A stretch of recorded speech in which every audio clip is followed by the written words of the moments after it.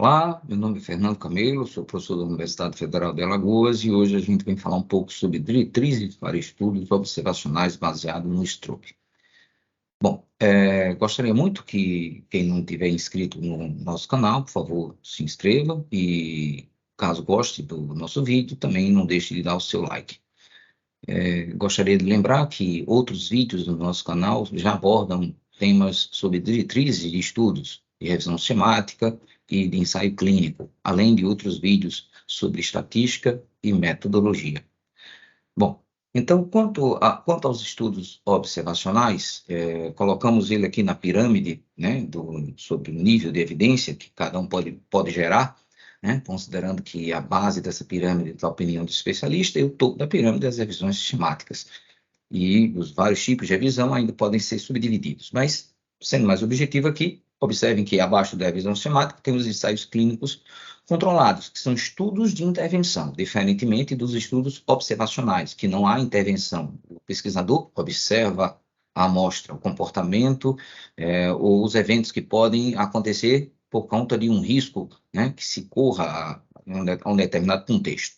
Então, a gente observa que existem vários tipos observacionais, e aqui de baixo para cima, o transversal, que é um estudo que avalia aquela amostra em um determinado momento específico, né? Não existe acompanhamento. E os estudos observacionais longitudinais, que são os estudos de coorte e caso-controle. Os estudos de caso-controle sempre é retrospectivo e assim, analisa o diagnóstico que já aconteceu, né? Então, ele não é um estudo de incidência, é um estudo de prevalência, o caso-controle. Mas os estudos de coorte, esses sim, analisam a incidência no momento em que o problema acontece, é diagnosticado. Esse período de acompanhamento para determinar a incidência, ele pode ser feito num período já passado, retrospectivo, ou um período do momento para frente, né, futuro, prospectivo. As duas situações precisam que a sua amostra, nessas pesquisas, as amostras tenham a clara situação do evento ou de uma doença não existir naquele início, para ter certeza que ela aconteceu, foi diagnosticada durante o acompanhamento. Então, os estudos de coorte, eles podem ser retrospectivo e prospectivo, mas têm em comum a descoberta do problema, da incidência da doença, né? Então, a gente ainda tem a divisão, como eu já falei, prospectivo e retrospectivo. O prospectivo ainda é considerado em um nível, um potencial maior de gerar evidência do que o retrospectivo. Vamos lá. Então, chegando aqui num checklist resumido para gerar um norte, né, dar um norte na construção de estudo observacional, a gente começa pelo título e pelo resumo, né? Para eles, a gente precisa que seja revelado o design do estudo observacional. Então, deixar claro que tipo de estudo observacional vai ser feito desde o início, desde o título, mas também no resumo. E no resumo, informar o que foi, como foi feito aquele estudo, né, e o que foi encontrado nele, pelo menos os resultados principais. Bom, quanto à introdução, informe o histórico já presente na literatura sobre aquele tema e justifique o porquê de realizar uma nova pesquisa, né? Quanto ao método, logo no início, indique que tipo de estudo foi realizado, deixando sempre muito claro, não sendo inespecífico, como é um estudo retrospectivo. Bom, o estudo retrospectivo pode ser coorte, pode ser caso-controle. Então, deixe claro, ainda que no texto isso seja explicado, mas facilite para o leitor esse entendimento. Bom, quanto aos ajustes que precisam ser feitos no método, vocês vão descrever características, né, de configurações da amostra. Então, o local onde ela foi obtida, o local onde foi feito o acompanhamento dessa amostra, no caso de estudos longitudinais, mas, claro, também, se for transversal, onde foram obtidas essas informações, em que lugar, em que contexto, né? E as datas são importantes porque elas vão deixar claro, reforçado aquele entendimento. Se é transversal, é uma data única, se é longitudinal, no mínimo tem duas datas, de início e de fim, tá? Então, como foi feito o recrutamento dessa amostra? Foi uma amostragem probabilística ou amostragem não probabilística? Como o grupo teste estava exposto ao risco de desenvolver um evento? Isso precisa ser deixar também claro, e diferenciar do grupo controle, que, em tese, não estaria sobre esse risco. O período de segmento da amostra e eventuais intervalos de avaliação. Então, principalmente quando você faz um estudo longitudinal, ele pode ter início e fim apenas, mas pode ter um acompanhamento fracionado de 3 em 3 meses, de 4 em 4 meses, por exemplo. Né? Como os dados foram obtidos? Os dados das variáveis foram obtidos. Exame de sangue, exame de imagem, foi uma anamnese, uma autodeclaração, uma inspeção, enfim, palpação, deixar isso claro, como elas foram avaliadas, tanto as variáveis qualitativas como as quantitativas. Bom, os participantes vão ter um tratamento diferente de acordo com o tipo de estudo que vai ser feito. No estudo de coorte, que é um estudo de incidência, né, é necessário, claro, que os participantes comecem a pesquisa sem o evento ter ocorrido. Fornecer critérios de elegibilidade e métodos de acompanhamento, ou seja, esses critérios de elegibilidade, por exemplo, essa amostra precisa serem equivalentes, o grupo teste e o controle, mas todos os casos precisam estar livres do evento ou da doença que está sendo buscada, estudada, analisada. Nos estudos de caso-controle e estudo transversal, que são estudos de prevalência, ou seja, essas doenças, esses eventos já aconteceram, tudo bem, mas precisa ter alguns ajustes na seleção, para informar os critérios de elegibilidade para que os grupos teste e controle sejam equivalentes. Né?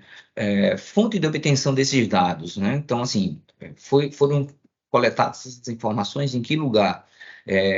Arquivos de um hospital, de uma universidade, do governo do estado, da União, município, que tenham aqueles dados, foram fornecidos para que você tivesse uma análise retrospectiva de casos que já aconteceram, né, prevalentes. Então, precisam ser informadas essas fontes de obtenção desses dados. Métodos de seleção e justificativa dessas escolhas, tá, da amostra. Indicar quem é o caso que foi exposto e quem é o controle, não exposto ao risco, comparados. Bom, quanto às variáveis, todos os estudos definem claramente todas as variáveis que serão avaliadas. Né? Então, desfecho principal ao risco exposto. Precisa ser, claro, a principal variável, aquela que vai responder à pergunta da pesquisa.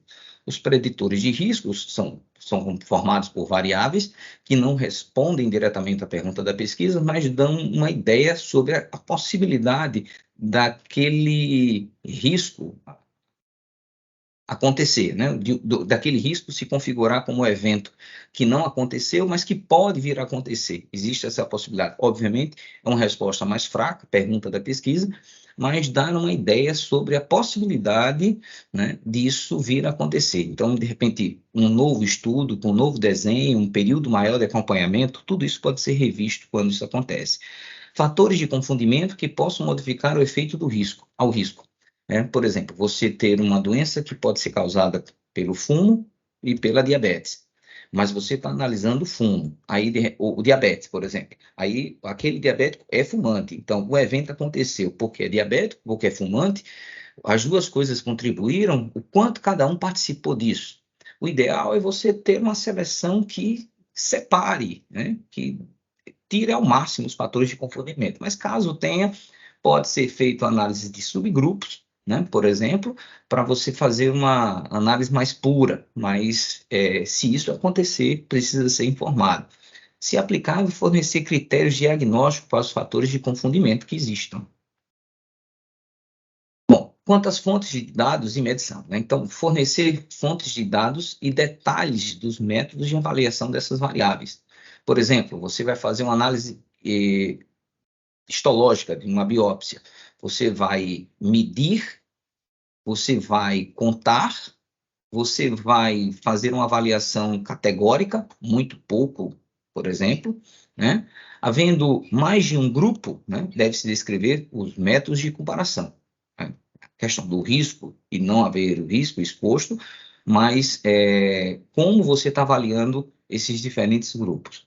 Precisa ser informado, essa clareza é sempre importante. Descrever todo e qualquer esforço realizado para reduzir os riscos de viés. né? Então, por exemplo, você ter um grupo que está sendo avaliado sob um determinado risco, aí você tem naquele grupo uma pessoa que toma um medicamento, um, um analgésico, um antibiótico, por exemplo, e no mesmo grupo tem outra pessoa que não toma. Então, você tem uma chance de ter resultados diferentes por conta disso. Você homogeneizar a amostra, né? A amostra, ou se você quer uma amostra de um determinado grupo de risco, por exemplo, olha, pessoas de pele clara têm maior risco de câncer de pele por conta da exposição ao sol, se forem trabalhadores rurais. Então, você vai ter um grupo, se isso é verdade ou não, então um grupo trabalhadores rurais de pele branca, outro grupo trabalhadores rurais de pele preta. Então, aí você vai ver, olha, mas as nuances de branco e as nuances do preto podem variar. Então, como é que você vai homogeneizar isso? Por exemplo, olha, risco ao tabagismo. Fumar muito e fumar pouco faz diferença? Então, o que é fumar muito? O que é fumar pouco? Como você vai dividir esses grupos? Então, precisa ter tentar se esforçar para que os grupos sejam homogêneos e, principalmente, quando é um estudo de incidência, você ter o maior cuidado de você ter certeza que aqueles casos não tenham um problema já no início do estudo. Por exemplo, olha, será que aquelas pessoas têm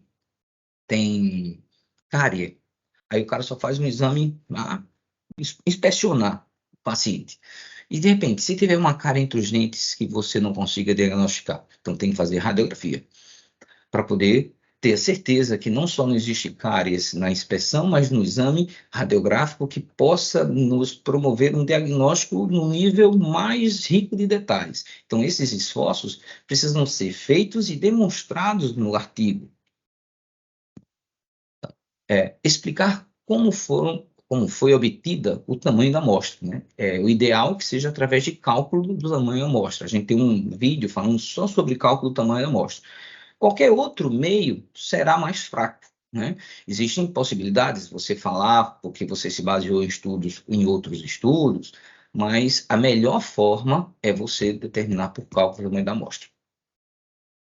Bom, quanto às variáveis quantitativas, né, como foram tratadas essas variáveis, né? Como foram processadas estatisticamente, se aplicava informar quais agrupamentos foram escolhidos. Se você vai pegar a amostra do grupo teste toda, comparar com o grupo controle, ou se você vai criar subgrupos para fazer avaliações. Isso precisa ser também informado e justificado, caso seja feito. Descreva todos os métodos estatísticos utilizados, inclusive aqueles para controlar fatores de confundimento, se eles existirem. Métodos usados para examinar subgrupos e interações. Explicar como os dados ausentes foram tratados. Não haver dados, você não pode ocultar essa informação, você precisa dizer, né? Olha, não existiu aquele dado, aquela informação para aquela determinada pessoa no meio do grupo. Então, você vai não contabilizar, né? Mas dizer que tantas pessoas não tiveram a presença de células, sei lá, né? Por exemplo, uma determinada célula que seja sendo analisada. Porque vai ter aquele que tem que tem duas, que tem 10, que tem 30, e vai ter aquele que não tem nenhuma. Então, assim, se for o caso, isso entra na conta. Se for o caso de você não estiver contando pela ausência, mas precisa dizer, olha, tantas pessoas estiveram sem aquilo. Então, não pode ocultar essa informação. Nos estudos de coorte, informar perdas e exclusões, lembrando que perdas morte ou quando a pessoa saiu por conta própria, né? E exclusões é quando o pesquisador tira. Essas duas situações precisam ser explicadas, né? Por que teve a perda e por que excluiu. No caso controle, como foi abordada a ocorrência entre caso e controle, deixando claro que o caso se submete ao risco e o controle não. No estudo transversal, explica o método analítico para amostragem e seleção. O ideal é sempre a probabilística, mas muito frequentemente a amostragem por conveniência, né? Descreva qualquer análise de sensibilidade feita. Por exemplo, remover resultados extremos, altos ou baixos, né? Por exemplo, isso é muito comum ser realizado. E avaliar, e feito isso, informar se o resultado permaneceu o mesmo ou não. Bom, quanto aos resultados em relação aos participantes, informe o número de participantes em cada etapa do estudo, até o final, explicando as perdas e exclusões que já foram faladas. Apresentar dados demográficos dos participantes, assim como sendo aplicável dados clínicos, sociais, econômicos e comportamentais. Os dados demográficos, por exemplo, sexo, masculino, feminino, etnia, né? O local onde nasceu, onde mora, enfim, medidas biométricas, enfim, informações, resultados sobre os potenciais fatores de confusão. Isso sempre é muito importante para deixar claro que até que ponto ele possa estar interferindo no resultado que se busca. Indique o número de participantes e ausência para cada variável, porque uma variável pode estar ausente em uma amostra e presente em outra amostra. A variável não quer dizer que você tem aquela pessoa, mas a variável vai ser contabilizada em uma pessoa e não contabilizada em outra variável, a mesma pessoa. Então, deixar isso claro. Para os coortes, para os estudos de coorte, apresente dados do tempo de segmento, tempo de informação de média, desvio padrão, mediana, quartis, dependendo como vai ser feito a estatística.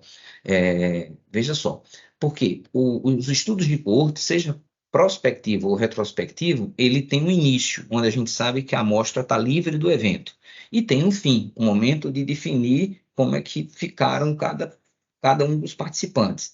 No caso controle, você não tem um começo bem definido, né? O início não é muito bem definido, você só sabe que a pessoa já tem o problema, mas você não tem um ponto de partida claro.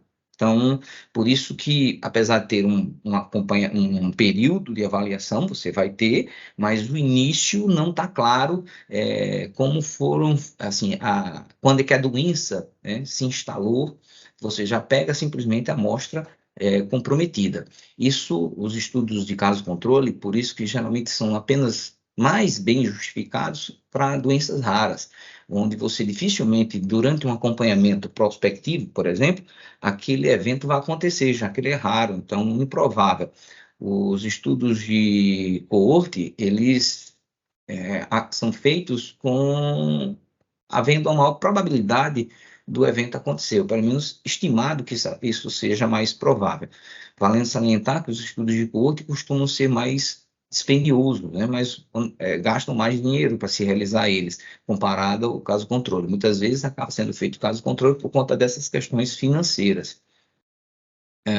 Tempo de informações, como a gente falou, esses dados vão dar ideia, né, se aquele período de acompanhamento ele se justifica para aquele tipo de evento que se procura, né? Isso deve ser personalizado, né, de acordo com o tipo de evento. Então, se um evento que tende a demorar mais para acontecer, por exemplo, Alzheimer, você não vai acompanhar uma pessoa de 20 anos por 5 anos, de 20 a 25.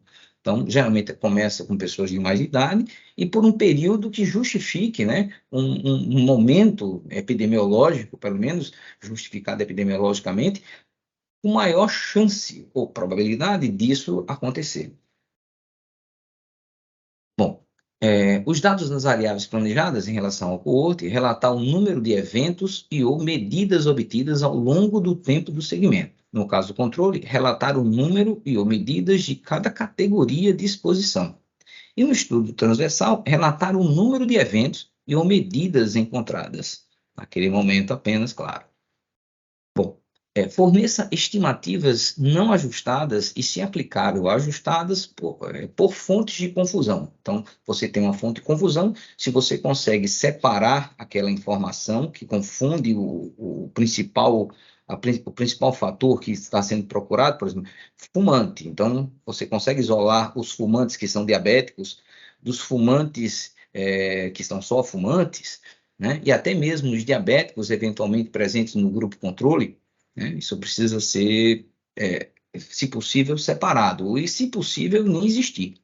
Né? Informe quais fatores de confusão foram ajustados e o motivo deles serem incluídos. Informe os limites de categorias que sejam obtidas por variáveis contínuas. Por exemplo, olha, você tem a presença de uma determinada célula. Então, se você diz, olha, de 0 a 3 células é categoria 1, de 4 células a 8 células, categoria 2.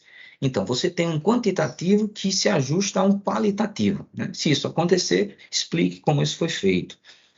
Se relevante, considere traduzir estimativas de risco relativo em risco absoluto por um período de tempo significativo.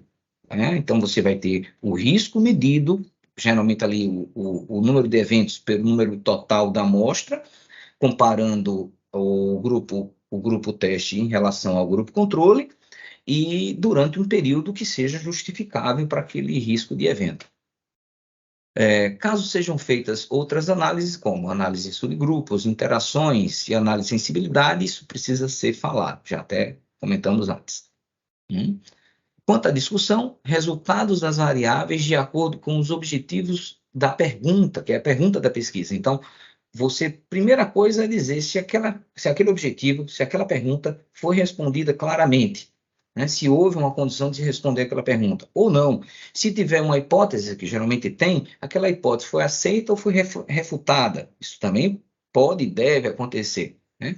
Comparando os seus resultados, não só o principal, mas todos os resultados, com o que a literatura já apresenta em artigos anteriormente publicados. Né? Discuta as limitações de estudo. Né? Todo estudo tem limitação, isso precisa ser explicitado, geralmente mais do meio para o fim, né, da discussão. Leva em conta fontes de vieses, enfim, de seleção, interpretação. Por exemplo, você está fazendo uma interpretação, até que ponto aquela interpretação é clara, lhe dá segurança para chegar àquela conclusão. Você chegou a uma conclusão a partir de uma interpretação, mas será que isso é pleno, é inquestionável, ou pode ter algum tipo de erro embutido, mesmo que não seja, claro, um erro de propósito, mas isso precisa ser demonstrado já no texto. Então, as fontes de seleção de que forma? Por exemplo, um estudo de caso-controle, você não sabe em que momento a doença aconteceu. Então, em que contexto a doença aconteceu, como era o momento daquela pessoa quando a doença aconteceu. Você já tem um caso diagnosticado. Então, é diferente. A pessoa pode ter mudado de comportamento, por exemplo. Então, são vieses até mesmo já do próprio tipo de estudo. Mas isso precisa ser alertado. O leitor não necessariamente vai saber disso. Qual a magnitude de um viés encontrado? Como falei, aquele viés que já é próprio do tipo de estudo, ele pode ser mais bem tolerado, né? Se o estudo foi realizado, assim, um estudo de uma doença rara, fazer um estudo de caso-controle, normal. Mas um estudo que deveria ser coorte e fez caso-controle, bom, aí são as conveniências econômicas, por exemplo, né? Então, isso pode ser uma magnitude maior de viés comparado a um caso-controle de uma doença rara que você dificilmente conseguiria fazer um estudo de coorte, por exemplo. Interpretações cautelosas dos resultados, né? É basicamente isso, né? Você saber não dourar a pílula demais, você não supervalorizar aquele resultado como se fosse como se o estudo fosse o mais importante ou que vai definir o caminho a ser seguido, né, somente o seu estudo. Então, assim, às vezes supervaloriza aquele resultado. Então, precisa ser mais realista em relação ao que ele pode oferecer dentro de um contexto, dentro do método de estudo, dentro das limitações como já foram faladas antes. Então, levando em conta o objetivo que você quer. Então, se você tem um objetivo específico, você não pode extrapolar aquele nível de objetivo. As limitações, como eu já falei, as multiplicidades de análise. Então, assim, você às vezes precisa analisar várias possibilidades para que você não fique restrito a um tipo de análise e esquecendo outros, né? Deixando aquele vazio e, mais uma vez, uma tendência a superestimar aquele resultado. né? Os resultados semelhantes, eles precisam ser comparados. Por exemplo, se o seu resultado é diferente de todo mundo, por que o seu resultado foi diferente? O que é que você fez de melhor ou de pior? Ou de diferente, pelo menos. Mas se for semelhante, claro, isso, digamos, potencializa o resultado se os objetivos foram os mesmos. E se foram diferentes? Por que os objetivos diferentes chegaram ao mesmo resultado? Os métodos diferentes chegaram aos mesmos resultados? Isso tudo deve ser discutido. Quaisquer outras evidências relevantes também. Bom, a validade externa dos resultados. O que é isso, né? Então, na hora que você tem um resultado, esse resultado ele é aplicável para o mundo real, né? Você consegue ver aquilo sendo usado na clínica, no hospital, no consultório, na unidade de saúde, ou não? Você ainda precisa de mais estudos para que aquilo seja realmente levado em consideração e aplicável na vida real. Essa é a validade externa. Agora, só se tem validade externa se antes houver validade interna. E a validade interna é o próprio desenvolvimento, o método adequado, feito de forma correta. Então, houve uma validade interna, que vamos supor que sim, foi feito o trabalho com todos os rigores, aquele resultado tem uma chance de ter validade externa, né? Ou precisa de mais estudos para chegar a essa validade externa. Então, isso precisa ser também deixado claro, né? Informar as fontes de financiamento, isso é praxe, e, se aplicável, relatar o papel delas no desenvolvimento do estudo. Também é conveniente informar se há ou não conflitos de interesse nos resultados, interesse dos autores, perdão, e dos financiadores, né? Se você próprio financiou o seu estudo, diga que foi autofinanciado. Não existe estudo sem financiamento, tá? Não existe estudo sem financiamento. A diferença é financiado por uma instituição, é externa, ou foi pelos próprios, vamos dizer, né? Autofinanciado, financiado pelos pesquisadores, e não dizer que não há financiamento. Algum tipo de financiamento existiu, mínimo que você possa, até o seu próprio esforço já é um investimento, então precisa ser dito isso claramente. Eu agradeço aos que assistiram até aqui, espero ter contribuído com essas informações na construção desses estudos observacionais e indico fortemente que vocês possam consultar esses artigos que ajudam a montagem dessas diretrizes. Então, muito obrigado e até a próxima.